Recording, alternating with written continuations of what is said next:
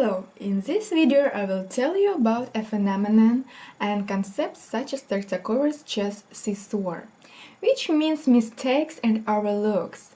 Don't try to recall or find this expression in any books, there is no it there. Now I'm going to explain to you what it means. For a start, let's define the terms.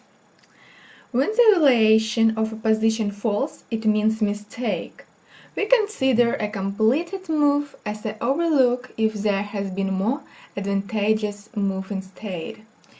In both cases, it is told of significant change in the evaluation.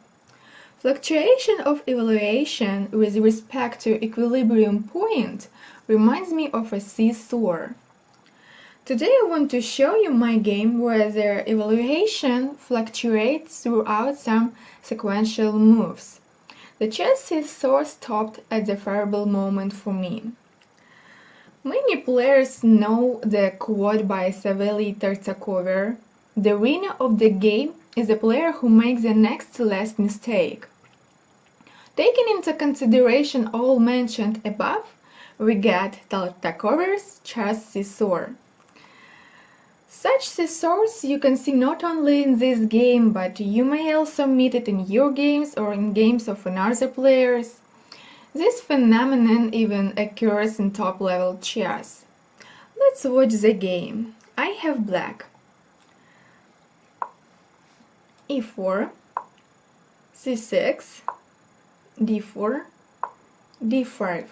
There are main moves for white. It's e5, knight to c3, knight to d2, and it takes d5. Bishop d3. The move in the game is weaker because it causes the loss of tempo, or allows the exchange my knight for his bishop.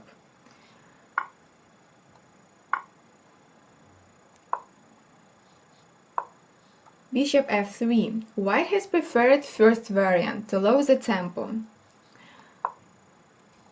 Bishop f5. Black has two developed pieces, while white has just one, is a bishop on f3. Obviously, after fifth move, black has already equalized the position. After this move, I had some continuation that saved my equality in this position. I chose a more energetic continuation. e5. I played against human, so I made e5. It's energetically on a personal level, but from the point of view of computer pragmatism, this move is inaccuracy.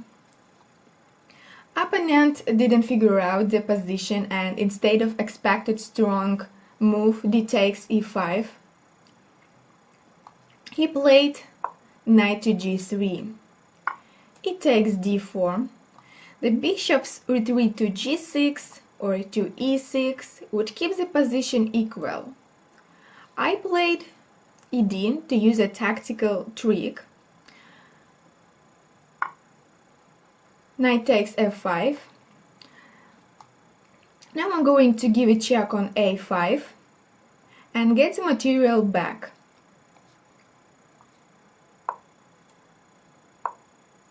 c3. Queen takes e5. Next, we are developing our pieces.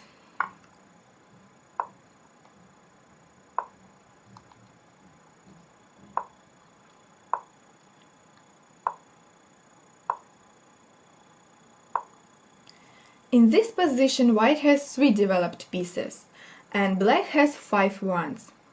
The numerical superiority in quantity of developed pieces doesn't give black an advantage. The position is equal. The point is that white's queen and bishop on c1 already exert influence on the position. Queen to b3, attacking b7, knight to b6.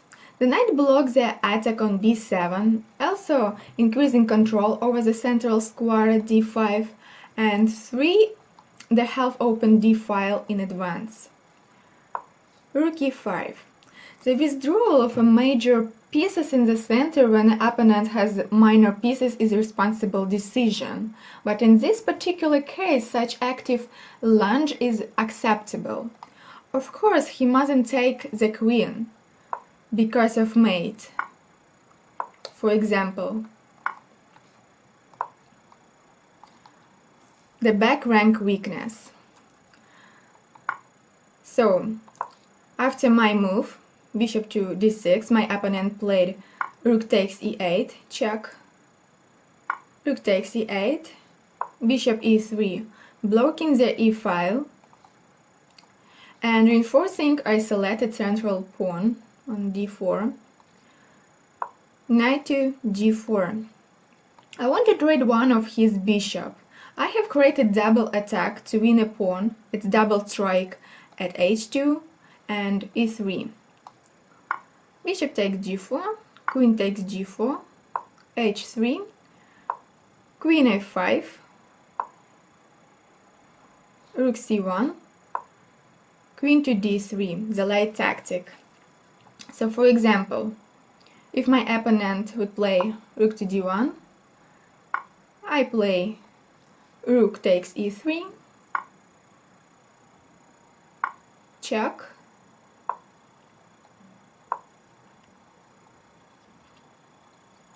now I'm gonna to mate my opponent, check, one more check, queen to g3, attacking g2 pawn, rook to g1. The position is equal, and I have a draw in the back.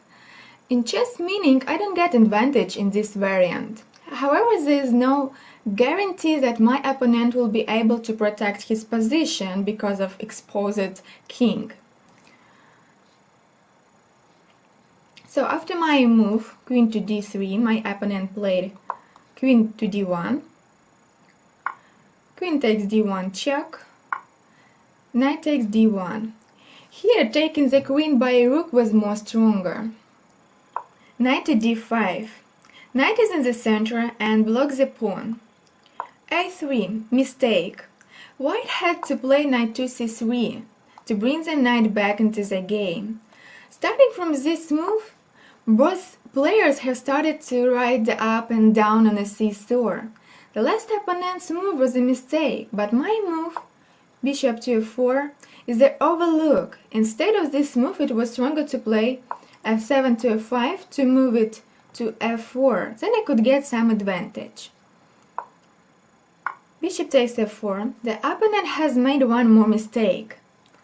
Knight takes f4, and it's my one more overlook. I have already told about the mutual mistake. But in this game, my opponent is in the red, and I have missed the opportunity to gain the upper hand. The best move was rook e1 check, king to h2, and only then knight takes the bishop. Knight to e3, the blunder. The position of white is hopeless, and Severely Tartakower was right when he said that the winner of the game is the player who makes the next to last mistake. The opponent resigned the game before my move, knight to e2, the fork.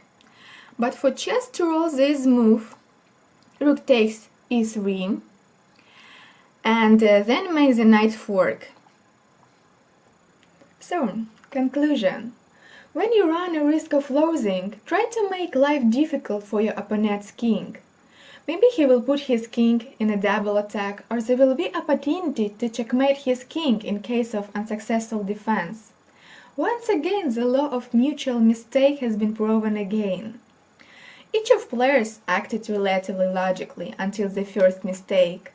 And right after the first mistake, seemingly only the stumbled player should suffer from problems.